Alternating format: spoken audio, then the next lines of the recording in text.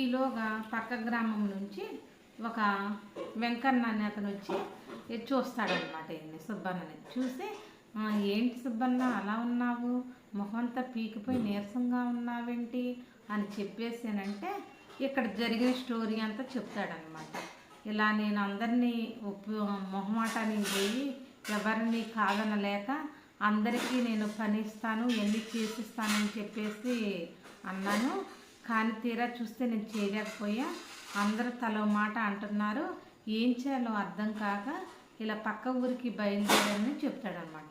అప్పుడు అతను అంటాడు కదా, ఇప్పటికైనా ముంచిపోయింది లేదు, నువ్వు వెళ్ళు ఇంటికి, నేను 10 రోజులు అయ్యాక ఇస్తా, లేదంటే వారం అయ్యాక ఇస్తా, ఇష్టమైతే ఉండండి, లేదంటే మీ డబ్బులు మీరు తీసుకెళ్ళండి అని చెప్పేసి ఇకనైనా చెప్పేసేసి అంటారనమాట. అన్నాక ఇక అప్పుడు ధైర్యం శక్తి అన్నీ తెచ్చుకొని ఆ ఉన్న నారని ఇంటికి తీసుకుపోయి వచ్చిన వాళ్ళందరికీ ఇలా చెప్తాడనమాట. ఇలా ఇస్తాను, ఇష్టమైతే ఇవ్వండి, లేదంటే లేదు, ఇక నుంచి అదే మొహమాటానికైతే నేను పోను అని చెప్పేసి ఇలా మొహమాటానికి పోవద్దయ్య అని భార్య తిడుతున్నా కూడా వినరు కదా. చూసావుగా రాజ్యం, నీ మాటలు నేను వినకుండా ఇలా తెచ్చి ఇలా అయిపోయా నేను అని చెప్పేసి, అందుకే ఫ్రెండ్స్ మొహమాటానికి పోకూడదు, మొహమాటానికి పోయి అన్నీ ఒప్పుకోకూడదు. ఓకే ఫ్రెండ్స్, ఈ కథ నచ్చితే లైక్ చేసి షేర్ చేసి పక్కనే ఉన్న గంట క్లిక్ చేయండి. మా ఛానల్ని సబ్స్క్రైబ్ చేసుకోండి, అప్పుడే మేము పెట్టే ప్రతి వీడియో మీరు చూడవచ్చు. Hi friends, welcome to my channel. ఒక గ్రామంలో ఒక మల్లేశ్వరి అనే అమ్మాయి ఉండేదన్నమాట. అయితే ఆ అమ్మాయికి దుర్గామాత అంటే చాలా ఇష్టం అన్నమాట. ప్రతి క్షణం ఆ తల్లిని తలుసుకుంటూ పూజ చేయని రోజు ఉండదు. అలా పూజ చేసుకుంటూ ఉంటుందన్నమాట. అలా చేస్తూ ఉండగా తన ఆరోగ్యం, అంటే వివాహం అయిన తర్వాత తన భర్త తొందరలో చనిపోతాడనమాట. చనిపోయిన తర్వాత అయినా సరే విరుగు పొరుగు వాళ్ళు ఎన్ని మాటలు అన్నా సరే ఆమె దుర్గామాతని వదలలేదనమాట. అలా ప్రతి కష్టమంతా ఆ తల్లి చెప్పుకుంటూనే ఉండేదన్నమాట, ఎంత చిన్న కష్టం వచ్చినా కూడా. అయితే ఒక రోజున ఏం జరిగిద్దంటే, ఈ మల్లేశ్వరి పాపం అస్సలు లెగలేకపోద్ది అనమాట. బాగా ఒంట్లో బాగా ఒక ఫీవర్ వచ్చేసి ఆరోగ్యం పాడైపోయి పడుకొని ఉంటుందన్నమాట. అయితే ఇక అలా ఉంటూ ఉండగా పక్కింటి సీతమ్మ వస్తుందన్నమాట. అయితే వచ్చి, మల్లేశ్వరి అత్తయ్య ఏం చేస్తున్నావు అని చెప్పేసి అడిగితే, అమ్మ ఆరోగ్యం బాగాలేదమ్మా, పడుకొని ఉన్నాను అని చెప్పేసి అనంటే, మీ దుర్గామాతకి ఏంటి పూజ చేయలేదు, ఈరోజు నన్ను చేయమంటావా అని చెప్పేసానంటే, చెయ్యమ్మా అని చెప్పేసానంటే పూజ చేసిద్దనమాట.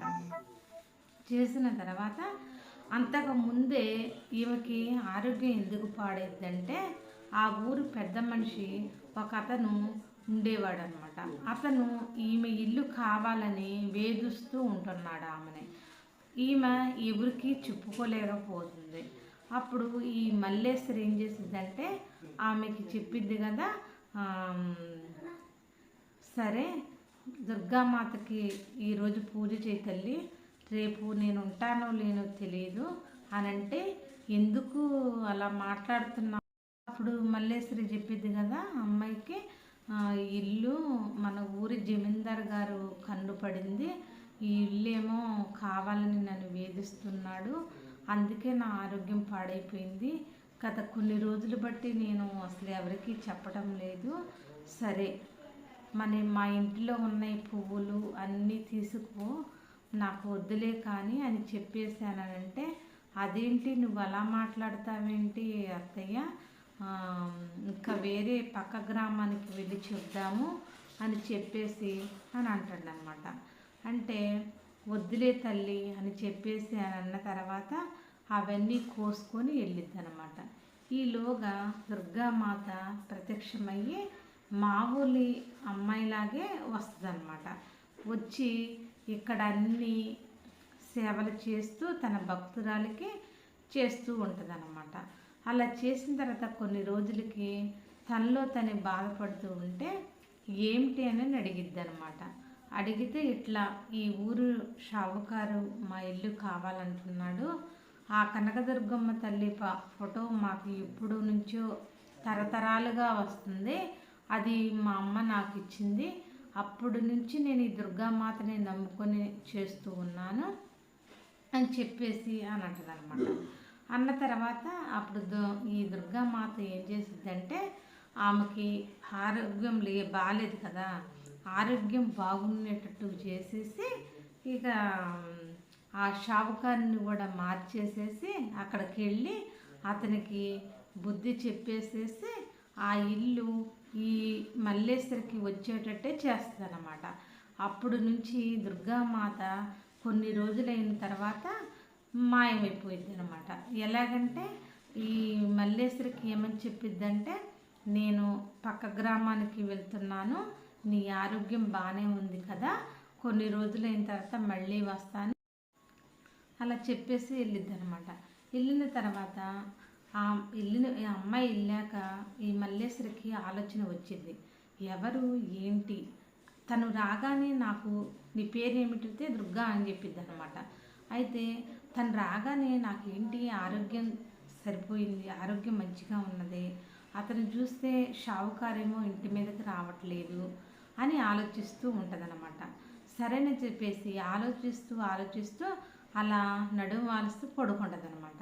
పడుకొని అలా నిద్రలోకి జారుతూ ఉండగా దుర్గామాత కల్లోకి వచ్చి, మల్లేశ్వరి, నేను తల్లి నీ ఇంటికి నేనే వచ్చాను దుర్గామాతను అని చెప్పేశానంటే, తల్లి నేనెంత అదృష్టవంతురాల్ని, నువ్వే వచ్చి నా ఇంట్లో పనిచేసావా తల్లి, నిన్ను చూడాలనుంది, ఒక్కసారి ప్రత్యక్షం తల్లి అని చెప్పేసి అని అంటదనమాట. అన్న తర్వాత సరేనని తెల్లారి ఇలాగే దుర్గామాత కూర్చొని తలుసుకుంటూ చెప్తూ ఉంటుందన్నమాట. ఆ కష్టమంతా చెప్పుకొని బాధపడుతూ ఉంటుందన్నమాట. ఇక అప్పుడు దుర్గామాత వచ్చి, నీ కష్టాలన్నీ తిరిగిపోతాయి మల్లేశ్వరి, ఇక నుంచి నీకు ఏ కష్టం ఉండదు, నన్ను పూజించుకో అని చెప్పేసి అని అంటదనమాట.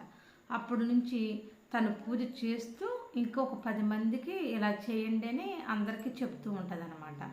అప్పుడు అందరూ ఆ ఊరి జనం మొత్తం కనకదుర్గమ్మ తల్లి పూజ చేయటం, దసరా వచ్చిందంటే ఆ 9 రోజులు చక్కగా నవరాత్రులు చేసుకోవటం, అలా పూజ చేస్తూ ఉంటారనమాట. అప్పుడు మల్లేశ్వరి కూడా చాలా సంతోషంగా ఉంటుందన్నమాట. చూసారుగా ఫ్రెండ్స్, ఈ కథ నచ్చినట్టయితే లైక్ చేసి షేర్ చేసి పక్కనే ఉన్న గంట సింబల్ని క్లిక్ చేయండి. మా ఛానల్ని సబ్స్క్రైబ్ చేసుకోండి. అప్పుడే మేము పెట్టే ప్రతి వీడియో మీరు చూడవచ్చు.